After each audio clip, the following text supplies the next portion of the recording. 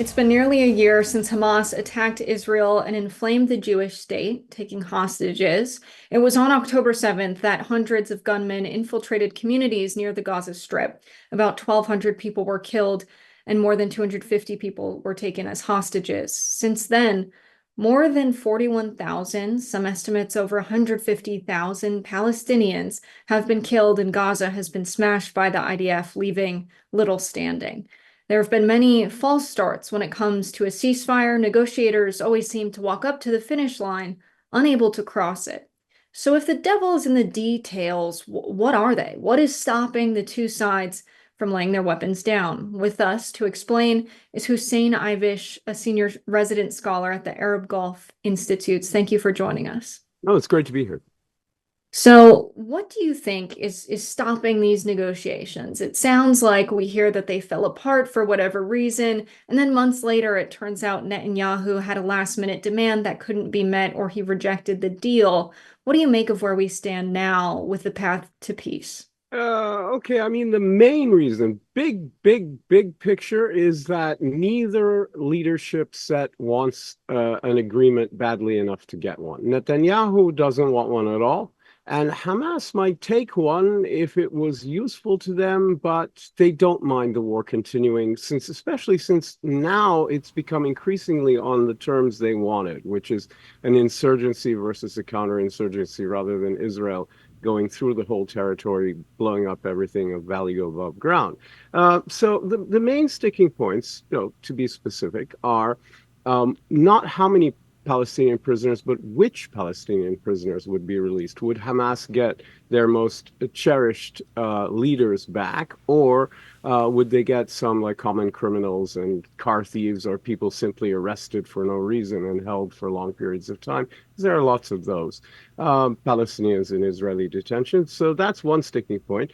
The next sticking point is the one you mentioned, which is Israel's later demand after Biden put it on the table to keep their forces in the Philadelphia corridor, which runs across the border with Egypt, the Gaza border with Egypt, and a new thing they've created, the Netzarim corridor, which divides the Gaza Strip in half from north to south, that goes from east to west, dividing it in half from north to south.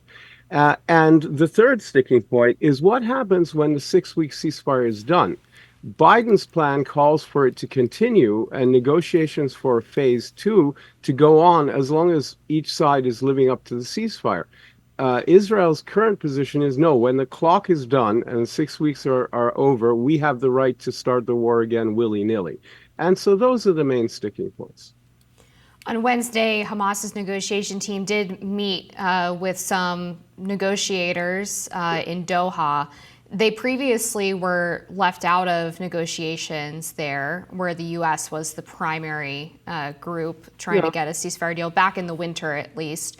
What has changed now that Hamas is seemingly more willing to actually travel and go to these negotiations and be at the table? Well, they're already in Qatar. They're in Doha. Most Right. of the Hamas political leadership was basically expelled from Gaza in a deal. They went to Syria. Then Hamas had a big falling out with Iran and its regional network. And in 2012, they ran to Qatar. And they've been living mainly in Doha, some in Turkey, a few in Lebanon, but mainly there.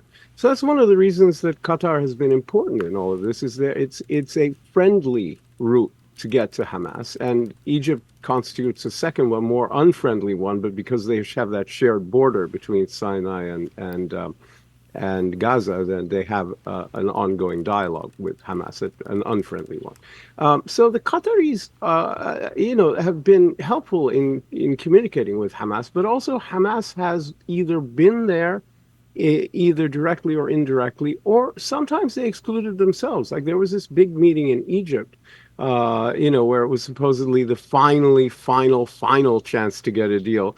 And of course, none was made and there wasn't final at all. But Hamas refused to go to that in protest of the killing of their de facto, or leader in name only, Ismail Haniyeh. The real leader is in Gaza, is Yahya Sinwar, and he's become formally made the leader. But after that assassination in Iran, they didn't want to come, supposedly, but they really never cut cut things off either. There's a lot of kabuki about this. There's a lot of political theater involved. The bottom line is neither side wants a deal. And the only two groups of people in the world, I think, who don't want a ceasefire in Gaza desperately are the Israeli leadership and the Hamas leadership. That's about it. I mean, I guess, I don't know. Having a very hard time thinking of anybody else. I mean, I think even Iran would like this thing to be over, frankly. Now, how do you see the widespread protests in Israel affecting the ceasefire talks and Netanyahu's position?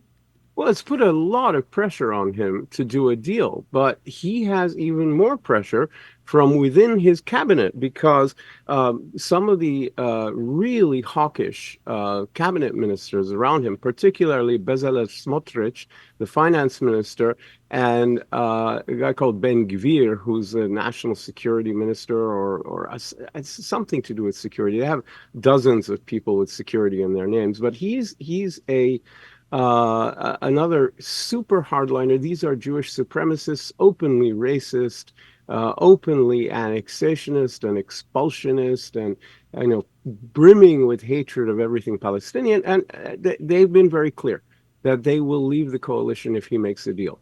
So he's got to be very, very careful not to make a deal that would bring his downfall. And whatever the public is saying, he is not answerable to the public until the next election by law in Israel, which would be about 2 years from now.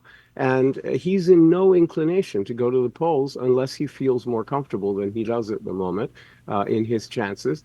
And I think he'd just rather stick with this very narrow coalition that will, in fact, keep him in power, rather than respond to the overwhelming sentiment, of ordinary Israelis, which is that you should prioritize getting hostages out rather than continuing a war, which has become completely pointless. Now that it's become a counterinsurgency, it's just self-reinforcing. I can't imagine what an Israeli would say if you ask them to explain what the exact purpose of the next phase of fighting is, because it's just become a whack-a-mole counterinsurgency, here and there and everywhere.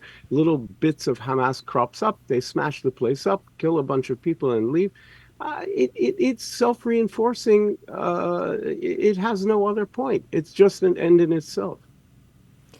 Former President Donald Trump has said that he believes Hamas is reticent to make a deal because they might have killed more hostages than they're letting on. Do you think there's any accuracy to that statement?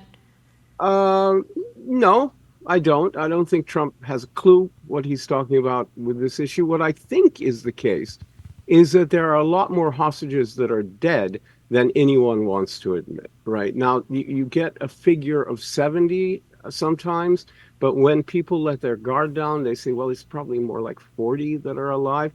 The question is, how did they die? I think some of them were clearly killed by Hamas or other hostage holders. Hamas is not the only one that is holding hostages. But say the 6 people who were found with, shot in the head before Israelis discovered their bodies, which were not that, they were fairly freshly killed. I'm sorry to put it that way, but they were not, they were recently deceased, let's say. And those people were murdered, in cold blood. Others have been, it's demonstrable that they've been shot by Israeli forces who have had a policy of shooting anything that moves, and they were shirtless and shouting in Hebrew and waving red flags, and they still got shot. Many have been killed in airstrikes. And in fact, there was this very famous incident about 6-7 months ago where a couple of Israeli soldiers were reported, who were being held hostages, were reported to their families as having been murdered by Hamas in captivity. And the mothers just didn't believe it. It didn't sound right to them. They didn't understand why people who were holding hostages to trade would kill them. It doesn't make any sense. Didn't make sense to them, especially when there was no need. And they dug and dug and dug, and they got the Israeli government to admit that they were killed in an Israeli airstrike. Well, a lot of these hostages, like everybody else in Gaza, has been killed in airstrikes. And there's no way of knowing where they are, so there's no way of avoiding killing them. And I don't think Hamas wants them to be killed, except when they think they're about to be captured or rescued or something.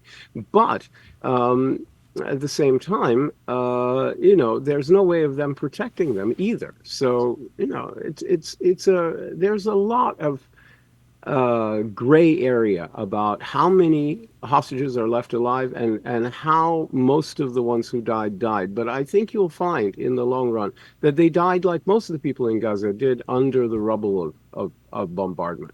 Thank you so much for Now, joining us today on Rising. We really appreciate your time. Oh, sure. Thank you so much.